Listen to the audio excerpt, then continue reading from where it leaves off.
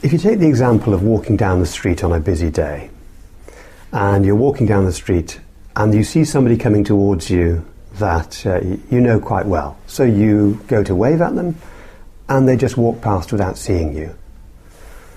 Interesting to ask yourself, what would go through your mind at that point? What would you feel?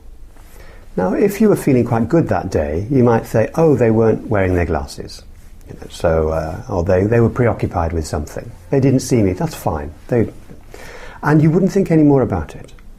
But if you were feeling a bit vulnerable, a bit sad perhaps, or you had an argument with your partner or with the children that morning, then you might well conclude, why didn't they acknowledge me? What have I done to upset them? I've lost a friend. That's always happening to me. I don't have very many friends. I wish I had more friends. And 5 minutes later, as you walk down the street, you're still preoccupied with it. And indeed, you might have missed several other people coming in the other direction yourself. But you're still lost in subjectivity, just assaulted by a lot of these negative things. And that's why you could see it as being negative propaganda against the self. Just like propaganda in wartime is put about to try to convince people of things. So propaganda against the self is, I'm failure, I'm stupid, look what's happened to you. It's like something sitting on your shoulder, whispering in your ear how bad you are. Now, if you imagined saying you're a failure to somebody else, if you imagined saying to them, you're useless, you're a failure, and you did this all the time, 100 times a day, you might imagine they'd feel pretty fed up about it, pretty upset, pretty depressed. But that's what depressed people do to themselves. This is what we do to ourselves when we're depressed.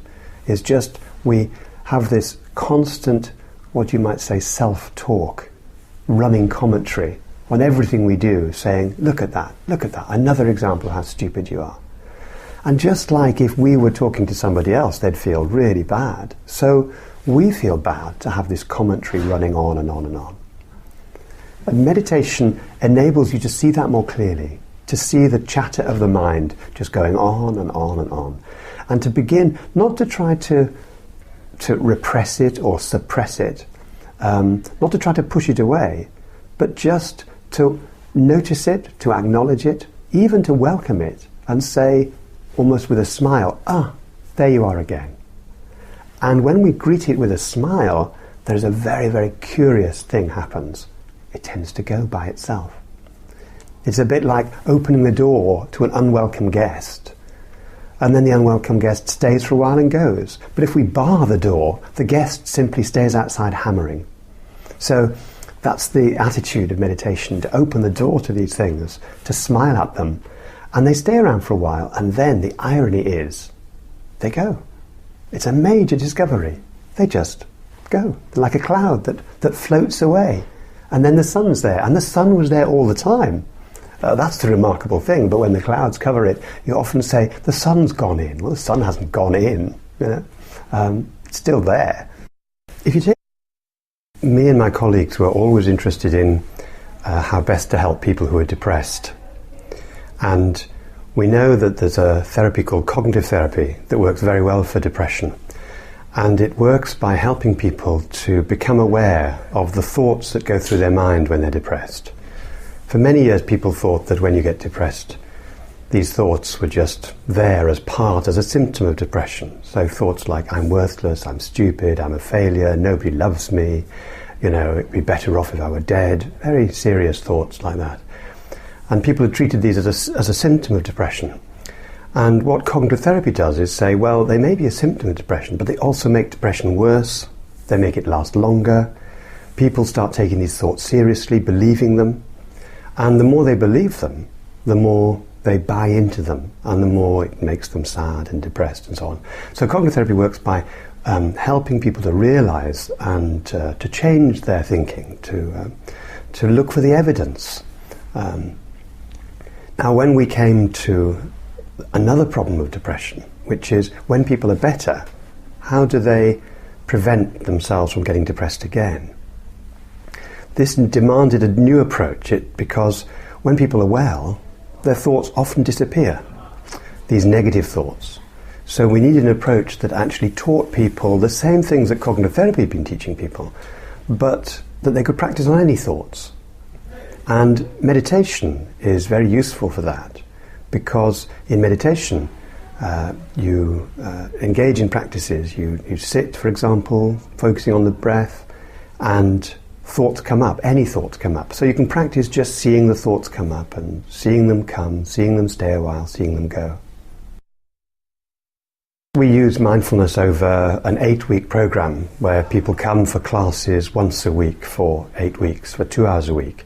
And they learn intensive practices of meditation that have been used for over 2,000 years in the East.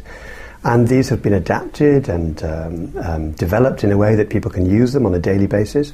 And when they do that, we followed people up now in 2 studies for 12 months after they'd done this 8 weeks. And people with more than 3 previous episodes of depression, it about halves the rates of relapse from, in one study, sort of 66% down to 37%.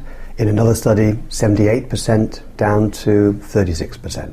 So this is a remarkable result. I mean, if one had found a drug that actually could cut the relapse rate like that, it would be all over the world by now. One of the things that's happening now is that many scientists who are therapists for other things other than depression, anxiety, eating disorders, insomnia, schizophrenia, are beginning to look to see if they can use and adapt this mindfulness approach to, again, help people stay well. Once they've got over the worst of an episode, then the question often is not how to live their lives, but also how to live their lives in a way that deals wisely with the possibility that these things will come back or will threaten to come back one day.